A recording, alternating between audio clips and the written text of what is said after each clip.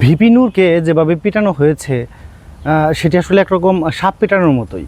তো এরকম পেটানো ইতিপূর্বে কাউকে পেটানো হয়েছে কি না সেটা আসলে আমার জানা নেই। কোনো রাজনৈতিক দলের প্রধানকে এভাবে সাপের মতো পেটানো আসলে স্বাভাবিকভাবে কোনো দলের প্রতি এরকম আচরণ ইতিপূর্বে হয়নি। তো আমার জানা মতে এটি প্রথম।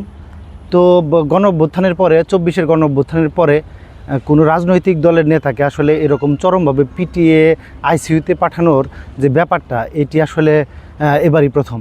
কেউ কেউ বলছে যে আসলে দ্বিতীয়বার রক্ত দেওয়া শুরু হলো। অর্থাৎ এই যে ব্যাপারগুলো, অর্থাৎ ভিপি নূর যত অপরাধী হোক না কেন বা তার বিরুদ্ধে যত অভিযোগই থাকুক না কেন, সেটির জন্য আইন আছে, আইন তার বিচার করবে। তো আসলে এই যে পাড়া মহল্লায় যেরকম ঝগড়া হতো না, ঝগড়া হলে দেখা যাচ্ছে এক পক্ষ মেরে দিয়ে আসতো, আবার অপর পক্ষ আবার পাল্টা প্রতিশোধ দিত। তো এটি কেন হয়? এগুলো কেন হয়? এগুলো হওয়ার পিছনে হচ্ছে বিচারহীনতা দায়ী। অর্থাৎ এগুলো বিচারের আওতায় আনতে হবে।